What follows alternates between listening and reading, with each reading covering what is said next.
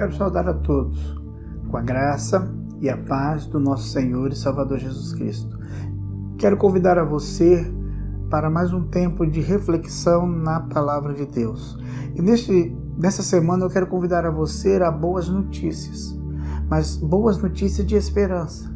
Nesse tempo que nós temos recebido em todos os nossos meios de comunicações notícias que nos entristecem, quando nós ouvimos muitas das vezes notícias que nos tiram a esperança, eu quero convidar a você para nós meditarmos sobre boas notícias de esperança.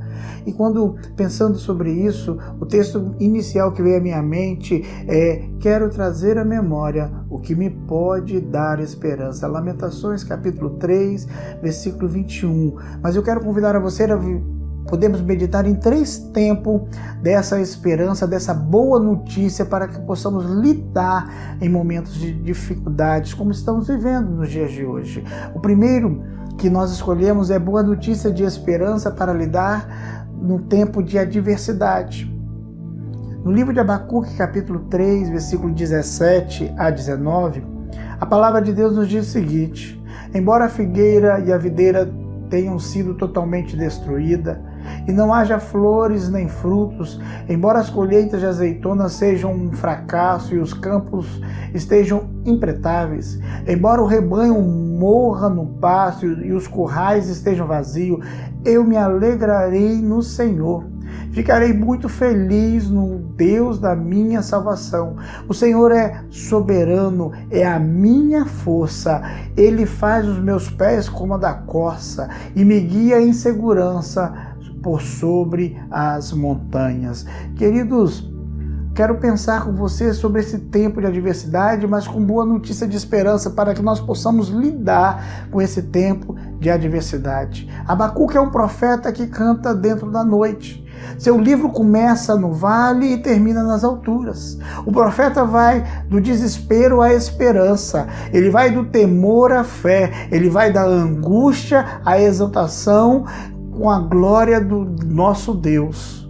No primeiro capítulo, Abacuque se queixa da violência perversa, cruel, incontrolada do seu povo.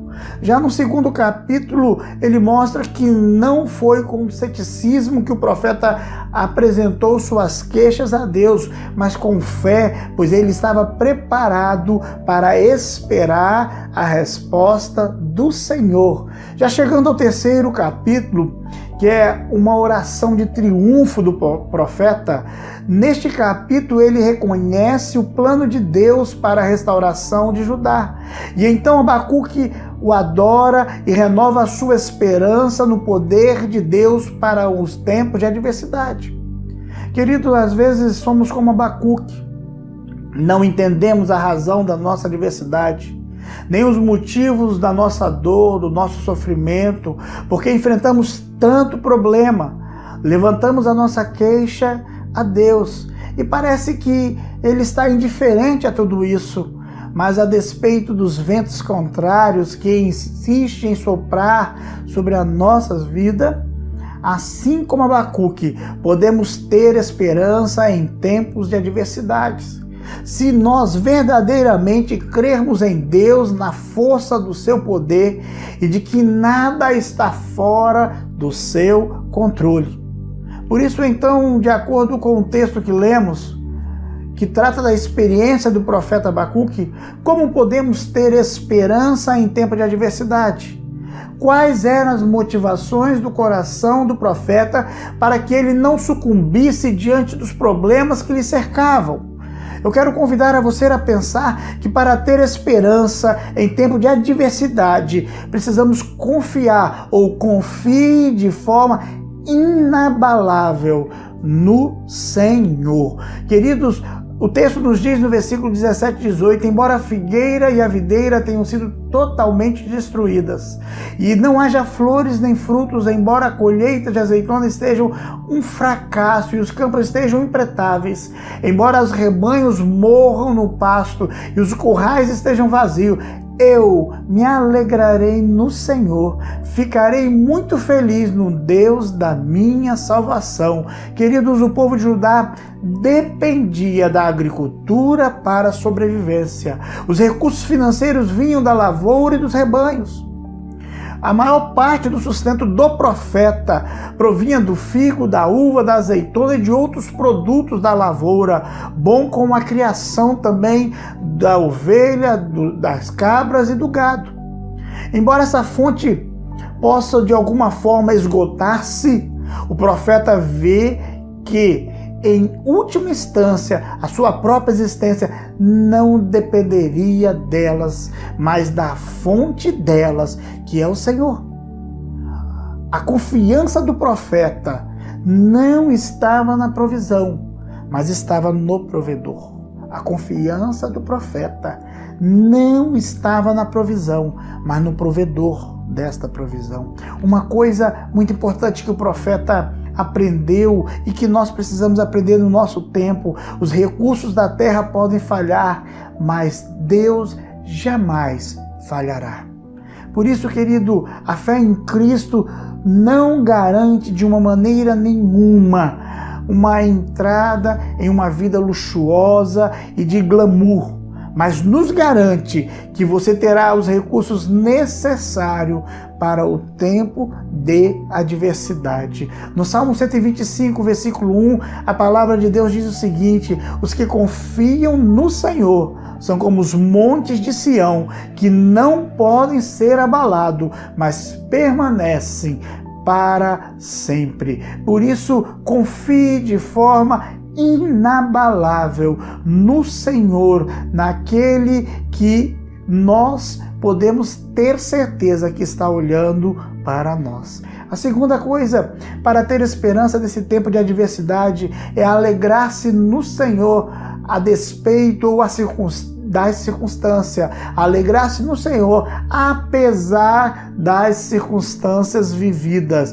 O versículo diz para nós mais uma vez: embora a figueira e a videira tenham sido totalmente destruídas, não haja flores nem frutos, embora a colheita de azeitona seja um fracasso e o campo estejam impretáveis, embora o rebanho morram no pastos e os currais estejam vazios, eu me alegrarei no Senhor, ficarei muito feliz no Deus da minha salvação. Queridos, a alegria do profeta não é determinada pela presença de coisas boas, nem pela ausência de coisas trágicas. A sua alegria não está na prosperidade, nem a ausência de sofrimento. A sua alegria está centrada em Deus.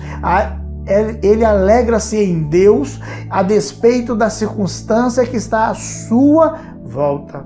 Querido, engana-se dizer que a alegria só pode ser encontrada quando não existe problema, quando não há enfermidade, quando os recursos financeiros são abundantes, quando a família está bem.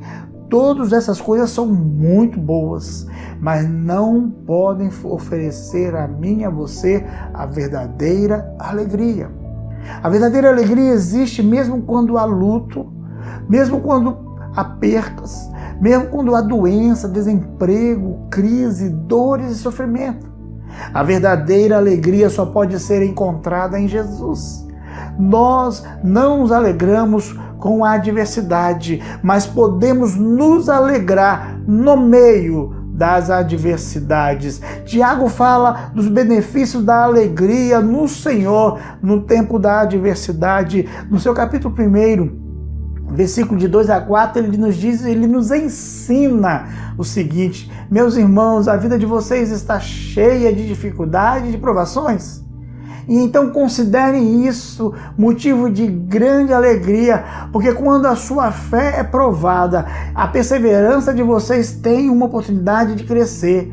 Portanto, deixem a perseverança crescer, agindo plenamente em vocês, porque quando a perseverança de vocês estiver afinal plenamente crescida, vocês estarão preparados para qualquer coisa e serão fortes de caráter íntegro, sem que lhe falte coisa alguma. Aonde está a sua alegria? A alegria precisa estar no Senhor. Mas em terceiro lugar, queridos, para ter esperança em tempo de adversidade, faça do Senhor a sua fortaleza. Faça do Senhor a sua fortaleza. O versículo 19 diz para nós: o Senhor é soberano, é a minha força. Ele faz os meus pés como os da corça e me guia em segurança por sobre as montanhas. A alegria do profeta, querido, não é um sentimento romântico infundado. Ele tem razão para alegrar-se. O fundamento da sua alegria está em Deus, porque fez do Senhor a sua fortaleza. Abacuque, que começa deprimido e em dúvida com a relação à retidão e à justiça de Deus, termina com alegria, confiança na provisão e no poder sustentador de Deus. Em Deus, ele encontra resposta suficiente para todos os seus problemas. Ele decidiu confiar em Deus e fazer dele a sua fortaleza. Em Deus, o profeta encontra estabilidade e segurança. Ele fez do Senhor seu alto refúgio, sua torre de livramento. Nenhum perigo pode nos alcançar quando estamos refugiados em Deus.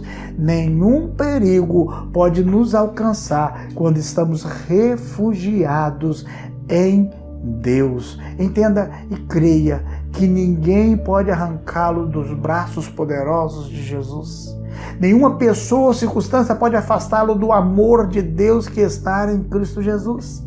Essas promessas são para aqueles que fizeram do Senhor a sua fortaleza. Em Deus o profeta encontrou velocidade, encontrou firmeza. Ele teve esperança em tempo de adversidade porque fez do Senhor a sua fortaleza. No Salmo 46, versículo 1, o salmista nos diz: Deus é o nosso refúgio e fortaleza.